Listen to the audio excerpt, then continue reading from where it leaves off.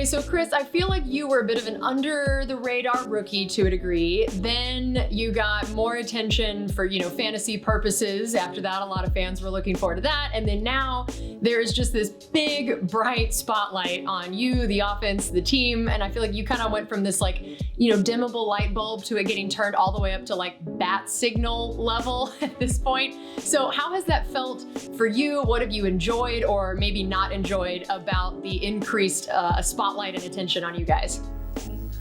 Yeah, I mean, it's been real interesting just because, like you said, it's been kind of like this gradual, ascendance, and now, a lot more people they know who Chris Godwin is. And for me, I don't think it necessarily changes how I approach things, which is why it doesn't really bother me too much. I think some of the more annoying things is kind of when, little things that really wouldn't have been news in the past kind of become news, like if Tom came here and switched numbers with a guy that nobody really knew about, then it's okay, that's expected.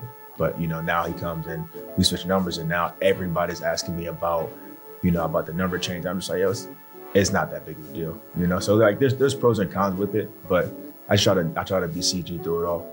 Yeah, and I think that's something you've always been that's so great. You really are uniquely you. I wanted to hear with the idea of Brady coming in, how could that potentially affect your game individually, and how is that chemistry coming? That I know that there's never a good offseason to lose a whole bunch of reps and OTAs and all of that, but when you have a new quarterback that you're trying to build chemistry with, it's sort of the worst case scenario in that way. So how have you guys been able to already start that process, and just where you think Brady could take your game and the chemistry you have with him? Yeah, I mean, I think that, from the beginning, just trying to figure out ways to work through this pandemic in terms of, starting to build our chemistry. It was really challenging at the beginning because we couldn't really get together. But when we were able to start getting together and really start to get a feel for the types of things he's looking for, the types of things that we are looking for as receivers, we quickly realized that it's probably not going to be that challenging in terms of how much time we'll need, because he's such a smart guy, and we have so many smart players here that are talented. So we feel like it's going to be a natural mesh. And as far as me personally, I think that he can help me out a lot. I think there's so much more football that I can learn, that I'm excited to learn about, and I'm going to use him as much as possible to learn all those things. I'm trying to be a sponge with all this information, all this knowledge that he has, and just try to take my game to the next level. I feel like if I don't do that, it was a waste of whatever time he has here. Has there been anything about working with him so far that has maybe surprised you or not quite been what you expected? I guess the main thing would probably just be whenever you hear, over the last couple of years, you've heard people on TV talking about Tom, and they love to talk about how his arm is dying, or he's not what he used to be. And so because of that, I was just expecting to see not that great arm strength or whatever, but we get out and start throwing, and he's letting that thing rip. He's letting it fly.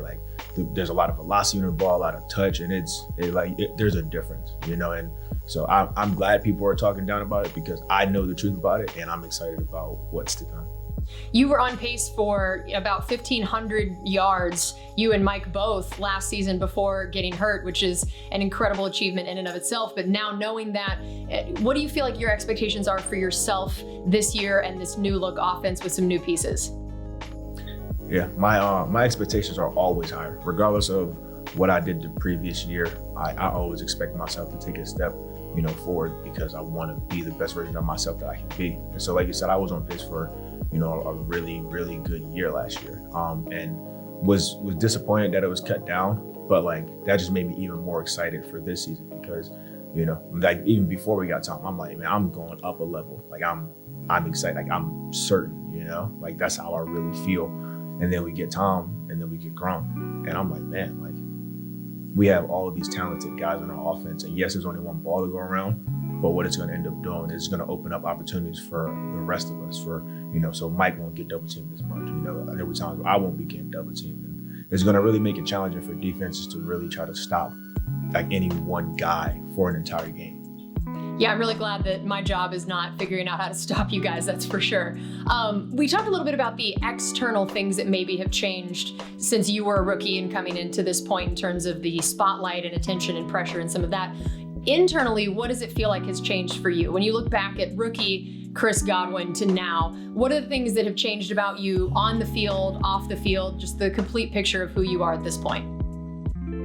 I really just think it's a comfort level. I think from where I started off my rookie year to where I am now, it's a night and day difference. You know, I'm so much more comfortable just like from little things like navigating the building, with being able to communicate with coaches in terms of things that I do and don't like, things that I understand and don't understand, and just like kind of like how like I maneuver throughout those days. I'm so much more confident in my ability.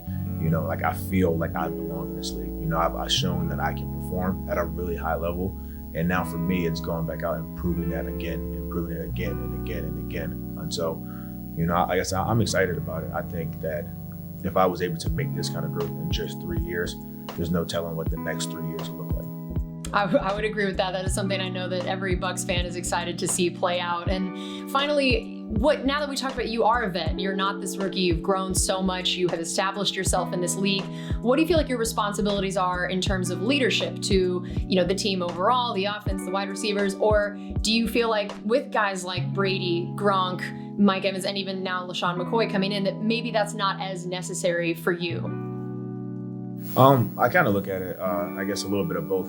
You know, I think when you look at guys like Brady and, you know, Gronk and LaShawn coming in, you know, I think they are leaders in their own right. And obviously they have a ton of experience that we all can lean on. But I also see myself as being a leader on this team, in my room, you know, in this offense.